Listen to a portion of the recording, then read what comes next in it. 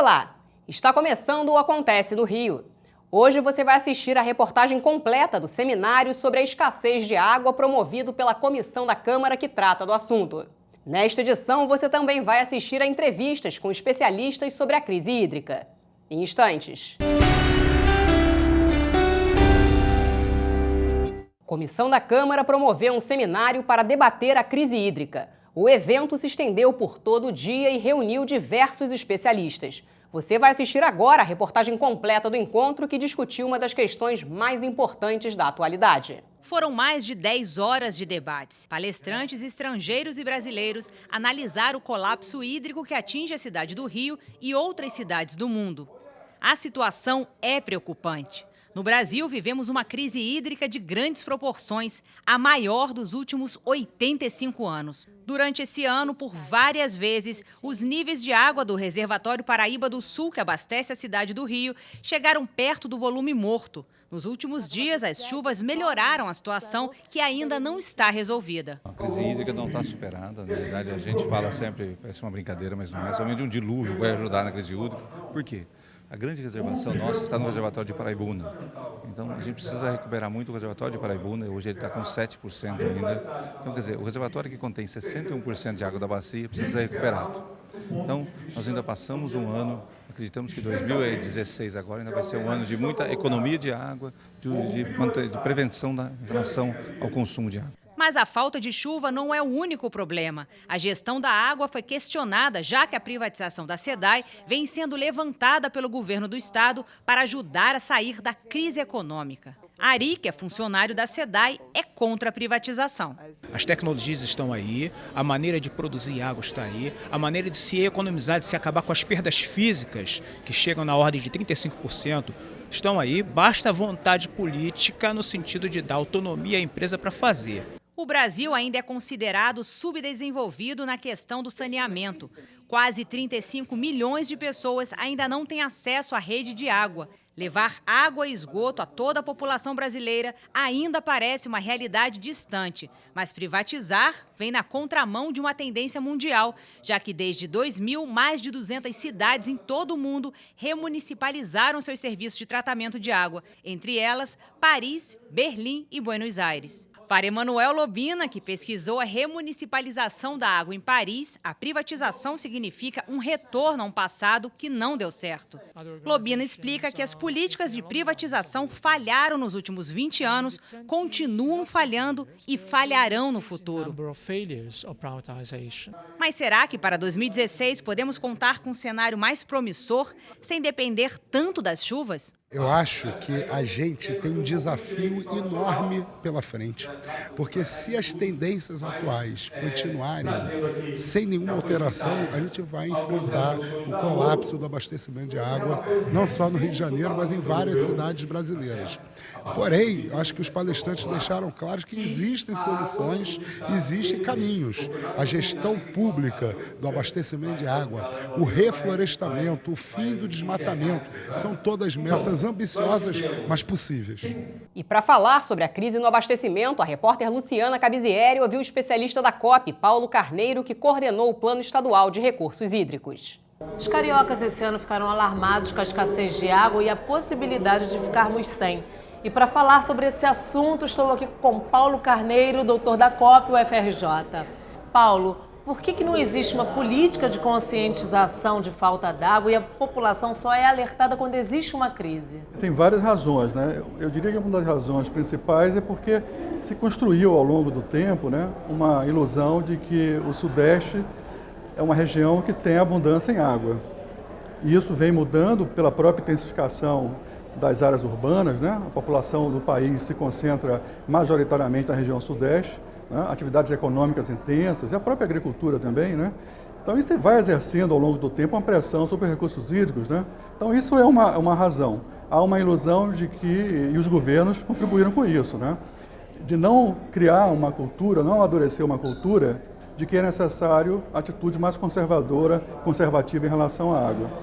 Outro aspecto que nós temos também que lembrar é que nós estamos começando a vivenciar, né, e cada vez períodos mais curtos de fato, índice pluviométrico bem abaixo da média histórica.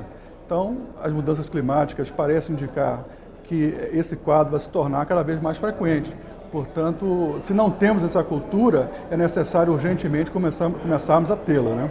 O Brasil ainda desperdiça muita água? Muito. O desperdício se dá em todos os níveis, né?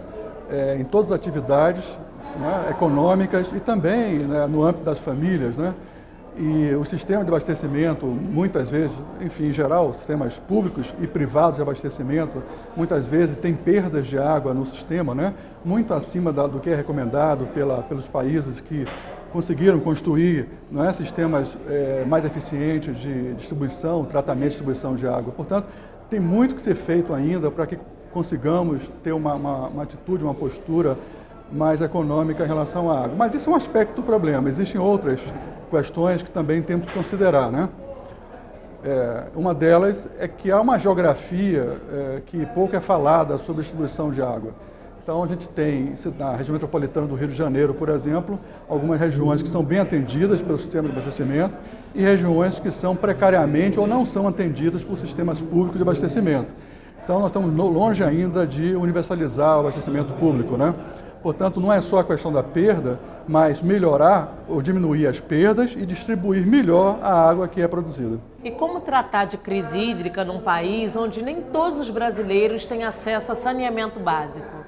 Isso é uma tarefa difícil, né? Eu diria o seguinte, que não são ações que possam ser pensadas de forma distinta, né? São ações concomitantes, né? Porque a poluição hídrica é um dos fatores que agrava o déficit hídrico, porque a poluição inviabiliza mananciais de água, portanto, nós temos situações, por exemplo, de rios na Baixada Fluminense que não são utilizados porque estão poluídos a tal nível que não seria economicamente viável utilizá-lo. Portanto, essas coisas vêm juntas. E eu diria para você que aumentar o investimento em saneamento, né? O déficit de saneamento estimado para a região metropolitana em termos de tratamento de esgoto é algo em torno de 15 bilhões. Isso não pode ser feito de uma vez só, não teria como, mas num período de 10 anos conseguimos aí tratar algo em torno de 80% da população da Baixada Fluminense. Seria uma medida mais do que urgente começá-la, né, efetivamente. E outra questão que é importante é planejamento, né? Recurso hídrico sem planejamento não tem eficiência alguma, né? Portanto, é necessário planejar melhor os usos, que são muitas vezes concorrentes, competitivos, conflitivos, e isso requer uma ação de planejamento com participação social, inclusive. Obrigada pela sua entrevista. A gestão da água deve ser pública, privada ou mista? Essa foi uma das discussões do seminário sobre crise hídrica. O repórter Marcelo Vieira tem mais detalhes. Um dos planos do governo do estado para o ano que vem é a privatização da SEDAI. E o modelo para isso pode sair do que já acontece em uma região do município do Rio. Sobre esse assunto, eu converso agora com a Ana Lúcia Brito, que é professora da UFRJ. É isso, quer dizer, o governo do estado quer seguir um modelo que já funciona no município. Como é que funciona esse modelo? Na realidade, quer dizer, o que o governo do estado está propondo não é exatamente uma privatização da SEDAI. É ampliar as concessões de esgotamento sanitário, ou seja, a SEDAI passaria a ser uma empresa apenas produtora e distribuidora de água e ampliar o modelo de parceria público-privada, de concessão privada para a área de esgotamento sanitário. Esse modelo já existe no Rio de Janeiro, na área de planejamento 5, né, foi feito em 2000, o contrato foi assinado em 2012.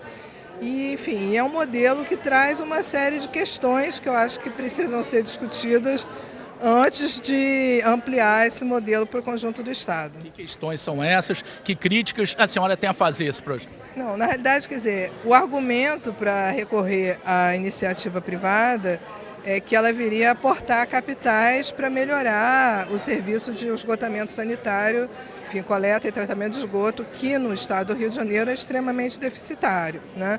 Então, a Companhia Estadual de Águas e Esgotos, a SEDAI, não teria recursos suficientes para realizar esse investimento e, portanto, isso viria a ser feito a partir de uma parceria público-privada.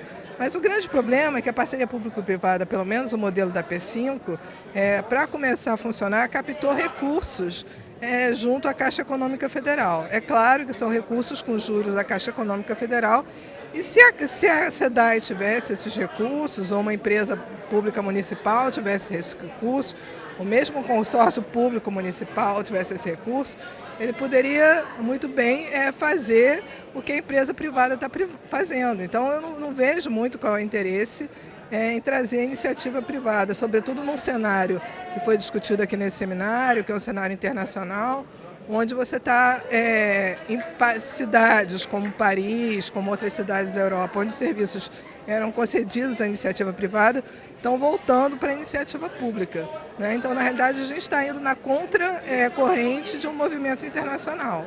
Qual seria o modelo ideal de gestão, então, para o governo do Estado? Bom, eu acho que a primeira coisa, tem 3 pilares, que não estou trazendo nenhuma novidade, são os pilares da Lei Nacional de Saneamento, que é planejamento, controle social e com participação e regulação, né? Eu acho que tudo isso no estado do Rio de Janeiro está muito deficitário, né? A gente tem ainda poucos planos municipais de saneamento e os que tem, como no município do Rio de Janeiro, apresentam uma série de problemas, de falhas, né? A gente tem um serviço que não é regulado, né? A SEDAI passou a regular somente esse ano, né? A partir de agosto. Teve um decreto do governador que iniciou o processo de regulação da SEDAI pela Genersa, mas na realidade o processo todo só vai começar, a primeira revisão tarifária com base nesse modelo de regulação, por exemplo, só vai acontecer em 2020, então demora muito. E o terceiro pilar, que é o controle social, simplesmente não existe, né? A gente não tem nenhuma participação da sociedade civil, das organizações ambientalistas na gestão da água. É um modelo completamente fechado, né, e refratário à participação social. E o Acontece no Rio fica por aqui. Você pode rever este e outros programas no nosso site. Acesse câmara.rj.gov.br. Até amanhã.